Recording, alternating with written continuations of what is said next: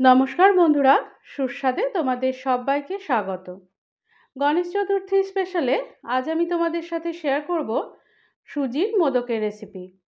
আমার এই রেসিপিটা ফলো করে কোনো রকম মোদক মোল্ড ছাড়াই তোমরা সহজেই সুন্দর দেখতে এই মোদকটা বাড়িতে সহজেই বানিয়ে নিতে পারবে। তো চলো দেখে নিই আমার আজকের রেসিপিটা। তো এটা বানানোর জন্য প্রথমেই আমি পুরটা তৈরি করে নেব। তার জন্য একটা কড়ার মধ্যে নিয়ে নিলাম নারকেল কোড়া। এখন এর মধ্যে দিয়ে দিলাম গুঁড়ো দুধ। এখন দিয়ে দিচ্ছি গুড়। তোমাদের কাছে বাড়িতে যে গুড় থাকবে সেই গুড়টাই তোমরা ব্যবহার করতে পারো। এখন এর মধ্যে দিয়ে দিলাম চিনি। এবার এই সমস্তটা খুব ভালো করে মিশিয়ে নিতে হবে। আর আমি এখানে গুড় আর চিনি এই দুটো দিয়েছি, তবে তোমরা চাইলে শুধু গুড় বা শুধু চিনি দিয়েও এটা বানিয়ে নিতে পারো। এখন এটা মাঝারি আঁচে অন্তত 10 থেকে 12 মিনিট মতো নাড়াচাড়া করে নিতে হবে। আর এটা কিন্তু বন্ধুরা ক্রমাগতই নাড়াচাড়া করে যেতে হবে। তো এখন নাড়তে নাড়তে যখন দেখবে এটার টেক্সচারটা ঠিক এরকম চলে এসেছে, সেই পর্যায়ে ফ্লেমটা বন্ধ করে দিয়ে এবার এটা অন্য একটা বাটির মধ্যে আমি তুলে নেব। তারপর এটাকে ঠান্ডা করে নেব। এখন আবারও একটা বাটির মধ্যে আমি গুঁড়ো দুধ নিয়ে নিলাম। এবার এর মধ্যে ঈষৎ উষ্ণ গরম দুধ দিয়ে দিলাম। এটা দিয়ে এই সমস্তটা খুব ভালো করে মিশিয়ে নিতে হবে। গুঁড়ো দুধটা এমনভাবে মেশাতে হবে যাতে এর মধ্যে কোনো দানা ভাব না থাকে। এখন একটা কড়ার মধ্যে ঘি নিয়ে নিলাম। ঘিটা একটু বেশি পরিমাণে নিতে হবে। এবার ঘিটা ভালো করে গলিয়ে নিলাম। তো সমস্ত ঘিটা গলে গেলে এটা যখন সামান্য একটু গরম হয়ে যাবে তখন এর মধ্যে দিয়ে দেব সুজি। আর এখানে আমি একদম মিহি দানার যে সুজিটা হয় সেটা ব্যবহার করেছি। তোমাদের কাছে যদি বড় দানার সুজি থাকে সেক্ষেত্রে তোমরা সেটা মিক্সিতে একটু গুঁড়ো করে নিও। এখন এই সুজিটা ঘিয়ের মধ্যে দিয়ে এটা 5 থেকে 6 মিনিট মতো মাঝারি আঁচে নাড়াচাড়া করে যেতে হবে। আর এটা কিন্তু সমানেই নাড়তে হবে। সুজিটার মধ্যে যেন কোনো খয়েরি ভাব না আসে। মোটামুটি এটার কাঁচা গন্ধটা চলে গেলেই হয়ে যাবে। তো দেখো বন্ধুরা, এখানে আমার সমস্ত সুজিটা ভালো করে নাড়াচাড়া করা হয়ে গেছে। তোমরা এর রঙটা দেখে নিশ্চয়ই বুঝতে পারছো যে আমি এটা কীরকম পর্যায় পর্যন্ত ভেজেছি। এখন এর মধ্যে গুঁড়ো দুধ আর নর্মাল দুধের যে মিশ্রণটা আমি তৈরি করেছিলাম সেটা দিয়ে দিলাম। এটা দেওয়ার পর আবারও 2 থেকে 3 মিনিট মতো নাড়াচাড়া করে নিতে হবে। তো সুজির মধ্যে যতটা দুধ লাগবে তার পুরোটাই কিন্তু প্রথমেই দিয়ে দেব না। প্রথমে দুধটা দেওয়ার পর কিছুটা মিশিয়ে নিতে হবে। তারপর এর মধ্যে চিনি দিয়ে দিলাম। চিনিটা দেওয়ার পর সমস্তটা আবারও মাঝারি আঁচে নাড়াচাড়া করে নেব। যখন চিনিটা গলে যাবে তারপর যদি প্রয়োজন হয় সেক্ষেত্রে আরও কিছুটা দুধ এর মধ্যে দিয়ে দেব। তো দেখো বন্ধুরা, সমস্তটা নাড়াচাড়া করে নিয়েছি। আরও কিছুটা দুধের প্রয়োজন আছে, তাই আরও সামান্য একটু দুধ দিয়ে দিলাম। দুধটা কিন্তু বারবারই এভাবে অল্প অল্প করে দিয়ে নাড়াচাড়া করে দেখে নিতে হবে যে এটার সঠিক টেক্সচারটা চলে এসেছে কিনা।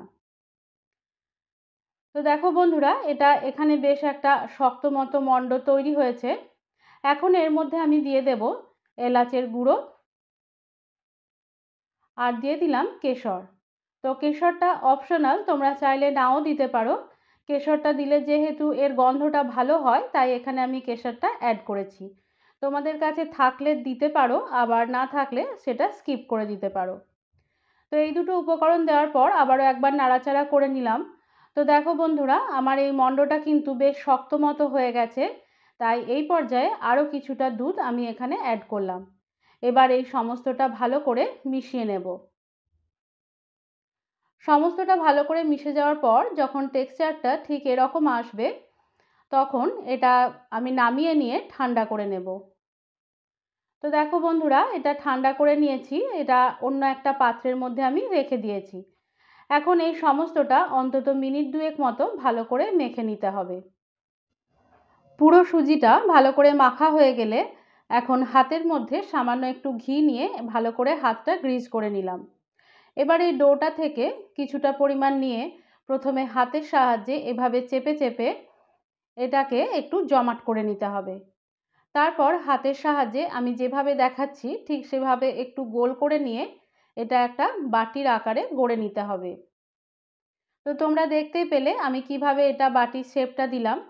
এইভাবে বাটির শেপটা দেওয়ার পর তারপর মাঝখানে এটার নারকেলের পুরটা দিয়ে দিলাম। নারকেলের পুরটা একটু বেশি পরিমাণে দিতে হবে। ভালো করে নারকেলের পুরটা দেওয়ার পর এবার এর মুখটা বন্ধ করে দিলাম। পুরো মুখটা বন্ধ করে দেওয়ার পর আবারও হাতের সাহায্যে এটা গোল করে নিলাম। তারপর দু সাইড থেকে চেপে নিয়ে এভাবে এটাকে একটা চূড়া মতো করে নিলাম। তো তোমরা দেখতেই পেলে বন্ধুরা যে আমি কিভাবে এটা মোদকের শেপটা দিলাম। তোমরা এভাবে আলতো করে চেপে নিয়ে ওপরের দিকটা চূড়ার মতো করে দিলেই কিন্তু মোদকের শেপটা চলে আসবে। এখন একটা কাঁটা চামচের সাহায্যে আমি যেভাবে দেখাচ্ছি ঠিক সেভাবে এই মোদকটার গায়ে এভাবে দাগ করে দিলেই মোদকটা তৈরি হয়ে যাবে। এখানে তোমাদের আরও একটা মোদক আমি বানিয়ে দেখিয়ে দিচ্ছি। আর বন্ধুরা, গণেশ চতুর্থী উপলক্ষে চকলেট ড্রাই ফ্রুটস মোদক আর ছানা ও পনির দিয়ে প্যাড়ার রেসিপি আমি আগেই তোমাদের সাথে শেয়ার করেছি। লিংক আমি ডেসক্রিপশন বক্সে দিয়ে দিয়েছি, তোমরা চাইলে সেখানে গিয়ে দেখে নিতে পারো। তো দেখো বন্ধুরা, একইভাবে এটাও বানিয়ে নিলাম। তারপর কাঁটা চামচের সাহায্যে এর চারিদিকে এভাবে আলতো করে চাপ দিলেই দাগটা কিন্তু তৈরি হয়ে যাবে। তো দেখো এখানে আমার সমস্ত মোদকগুলো রেডি হয়ে গেছে। আর মোদক মোল্ড ছাড়াই কিন্তু এগুলো সুন্দরভাবে তৈরি করে নিয়েছি। এখন একটা বাটির মধ্যে বেশ কিছুটা জল গরম করতে দিয়ে দিয়েছিলাম। জলটা কিছুটা গরম হয়ে গেলে এর মধ্যে এরকম একটা ছিদ্রযুক্ত থালা বসিয়ে দিলাম। এখন মোদকগুলো নিয়ে এই থালার ওপরে দিয়ে দিলাম। সমস্ত মোদকগুলো সুন্দরভাবে রেখে দেওয়ার পর এটা ওপর থেকে একটা ঢাকা দিয়ে 7 থেকে 8 মিনিট মতো মাঝারি আঁচে হতে দিতে হবে। তো 7-8 মিনিট পর আমি মোদকগুলো নামিয়ে নিয়েছি। এগুলো এখন বেশ কিছুটা ঠান্ডা হয়ে গেছে। তো তোমরা দেখো বন্ধুরা কেমন সুন্দর সুজির মোদকগুলো তৈরি হয়ে গেছে। আর মোদক মোল্ড ছাড়াই কিন্তু মোদকগুলো দেখতে ভীষণ সুন্দর হয়েছে। তোমাদের এখন আমি একটা কেটে দেখিয়ে দিচ্ছি যে এই মোদকগুলো কতটা নরম তৈরি হয়েছে। তো গণেশ চতুর্থীর দিন তোমরা সহজে এই মোদকগুলো বাড়িতে বানিয়ে নিতে পারবে। বানানো ভীষণ সহজ আর খেতেও কিন্তু ভীষণ সুস্বাদু হয়। তো বন্ধুরা, তোমরা যারা বাড়িতে গণেশ পুজো করো তারা সুজির এই মোদক বানিয়ে গণেশ ঠাকুরকে নিবেদন করতে পারো।